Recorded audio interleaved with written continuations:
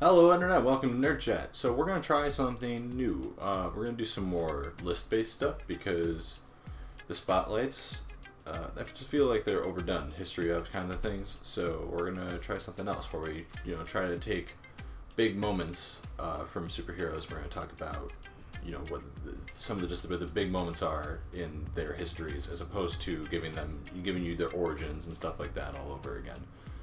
So, but today's list is going to be back in Injustice.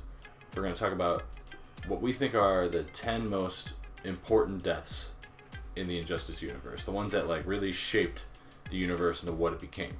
So, without any further ado, let's get started.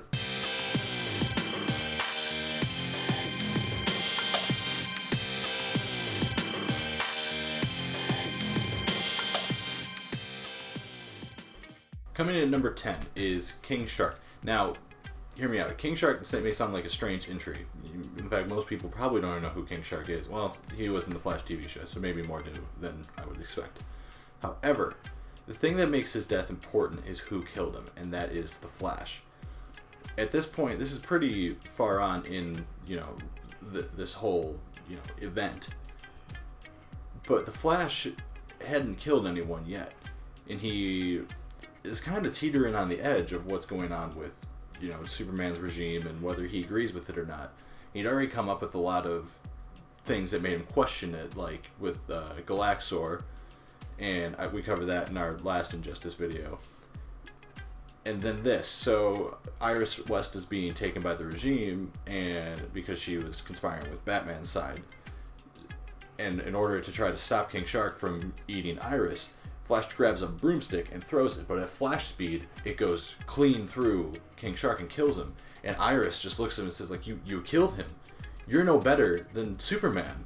And Flash tries to explain, no, it was an accident, I didn't mean it. But either way, it leaves Flash sitting there thinking, am I on the right side? Am I doing the right thing? Because he's already been teetering for so long, and that I think was really important because that was one of the big turning points for Flash. Not the final one, and we'll get to that later. On to the next one is Lex Luthor. Now, Lex Luthor's death is actually covered in the game. Well, you see it in the game. So Luthor had been actually working for Batman, kind of in the background. He's been kind of Batman's last line resort if Batman's insurgency fails. Lex takes he has to be the inside man that does whatever he can to stop Superman.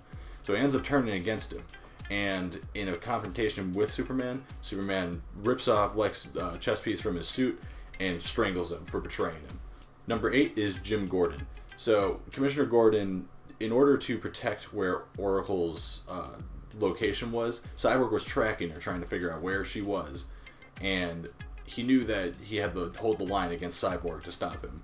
And after taking one of the super pills that Superman had made to make his army, super powerful, he was able to defeat Cyborg and take him down. However, Jim had cancer, and taking the pill super accelerated it to make it 100 times more aggressive than it already was, and it ended up killing him. So Jim Gordon passes away on the Watchtower after, protecting his daughter and helping Lex Luthor escape. He just dies looking over the earth on the Watchtower after a final talk with Barbara and Batman. Number 7 is a really painful to see death, which is Alfred. Alfred Pennyworth, Bruce Wayne's loyal butler and father figure, was murdered by Victor Zsasz, who we thought actually might have been sent by Superman. You find out later he was sent by Sinestro, and you'll find out after the next couple entries, Sinestro has to do with a lot of these deaths. Victor Zsasz, he came in and Alfred put up a fight in the Batcave, but ultimately was killed in the end. He was left bleeding to death on the Batcave floor, and he's found by Damian Wayne, who had come to help celebrate Alfred's birthday. And as a result, Damian ended up killing Victor Zsasz, seeking out revenge to avenge his fallen friend. And what makes that even more important is that because of Damian going off and killing Zsasz, that kind of solidified his side to be with Superman and completely abandoning Bruce's morals and ideals. Coming in at number 6, we cheated a little bit. So we tied in all three of the main Green Lantern's deaths together. So first, Kyle Rayner died on his way back to Earth. When Sinestro came and confronted him before he could get there, had a bunch of his Yellow Lanterns hold Kyle still, and he tore off the ring finger that the finger that Kyle's ring is on. And that would have been enough to kill Kyle, just leaving him in the vacuum of space with no ring to protect him from, the vacuum of space. But Sinestro took it one step further and had his lanterns tear Kyle's limbs off. Later on in another battle, Sinestro kills John Stewart, one of the other Green Lanterns, and in that same battle, he manages to convince Hal to kill Guy Gardner, which he does by Hal just rips off his ring arm and leaves Guy to fall to his death, just down to the planet below, with no ring to protect him or help him, or arm. Coming in at number 5 is Green Arrow. So Oliver Queen died fighting Superman they broke into the Fortress of Solitude trying to find the super pills that grant everyone super strength and super durability and allows them to go par and par with Superman. He wasn't going to be able to get the pill out, so what he did was he tied it to an arrow and fired it out, and he was able to get the pills to Batman's team. However, he was trying to fight off Superman, and the Kents were staying in the Fortress of Solitude, so Superman's parents. And when Green Arrow fired an arrow at Superman, it bounced off of Superman and hit Jonathan Kent in the shoulder. That caused Superman to go into a ballistic rage and just started pummeling on Oliver Queen until Green Arrow was dead. And he only even stopped because Martha Kent took one of the pills and pulled Superman off. And that was one of the early, or that was really the first superhero on superhero murder that had happened. That wasn't an accident. It was just a straight kill. And coming in at number 3 is one of Superman's other superhero kills. And this was the point of no return for Superman. This is when he had officially gone way too far. And that's the death of Shazam. Superman was planning to invade other Earths after Batman had gotten help from other Earths to try to stop Superman. And that's when Superman said, like, that's fine. After we've finished conquering this one, we're going to go take over the next one, and we have to go to ones after that. We're going to do that. And Shazam says, no, we can't do this. And if you are not aware, Shazam at this point is really a 15-year-old boy who has the ability to change into a man, but he is a 15-year-old boy.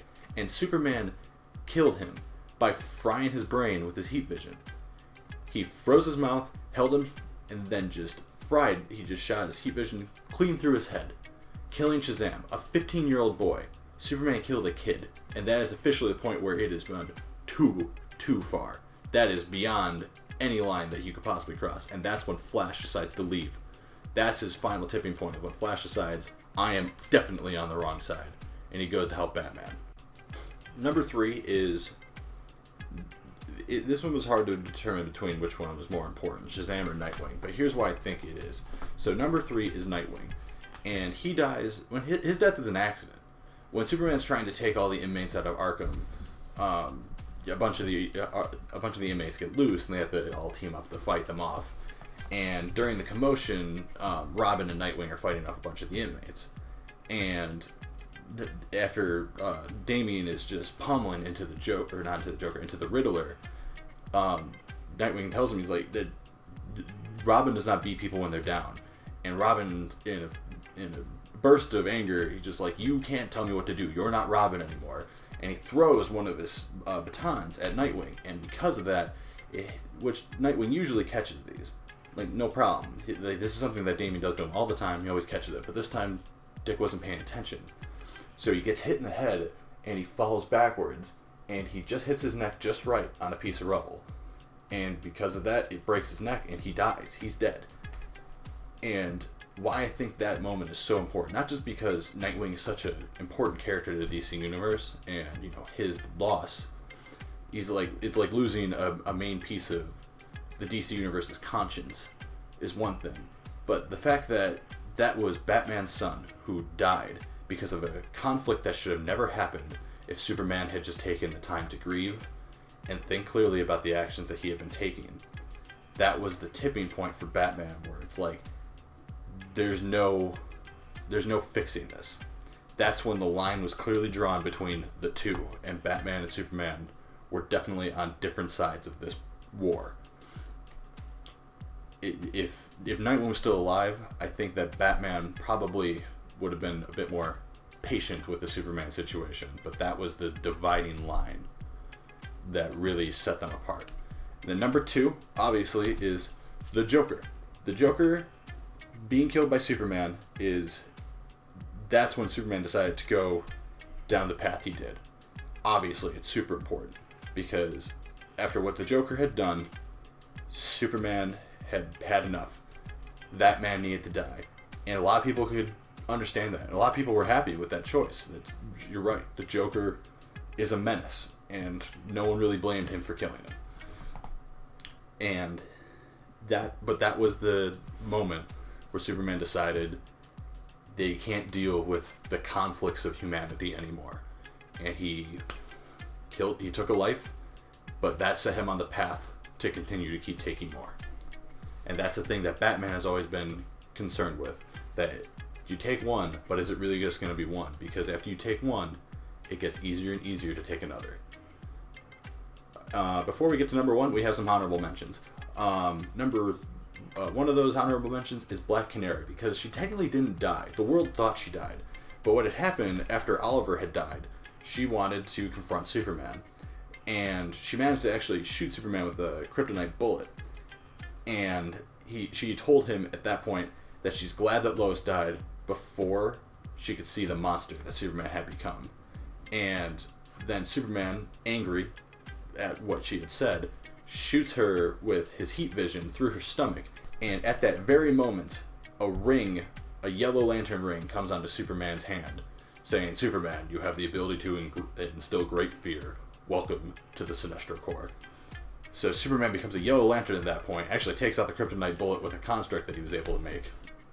But the world was led to believe that Black Canary had died. However, Dr. Fate actually intervened with that and saved her and brought her to an Earth where there was a Green Arrow who lost his Black Canary, and they ended up raising their Black Canary's baby together. And that's the Green Arrow that's in the new game, is the one from that other universe. I'll mention number 2 is Jimmy Olsen. He was the first death of the Injustice universe, and he's not enough to tie into what is actually the number 1. However, the last honorable mention I have, Jimmy was first off killed by the Joker. The last honorable mention I have is the Trickster. So with all this doom and gloom of deaths and everything, I want to talk about Death of the Trickster, because it's sad, but it's funny. Bizarro is flying the Trickster around the world, going to wherever they're going, but he's about to sneeze. And the Trickster tries to teach him good manners, saying that, Bizarro, with your super breath, you need to use both hands to cover your mouth when you're about to sneeze. So Bizarro covers his mouth and sneezes. Doesn't realize that in doing so, he dropped the Trickster, and the Trickster fell to his... Oh, my lights fell. My light broke. Anyways, so yeah, the Trickster died because Bizarro covered his mouth to sneeze and he dropped him, and that's really sad, but a little bit funny. But anyways, coming in at number 1, officially number 1, is a whole bunch of deaths that all happened at the same time. When Superman accidentally killed Lois Lane, thinks she was Doomsday, he killed her. He killed their unborn child. Her heart was it was tied to a nuclear bomb that detonated in Metropolis, killing countless people in Metropolis, including several members of the Teen Titans. Superboy survived because he's Superboy, but Beast Boy died. Superboy tried to save him to keep him alive, but it wasn't enough to keep him safe from the blast. And Kid Flash, I think Bart Allen, Kid Flash, honestly not sure. They all died in the explosion.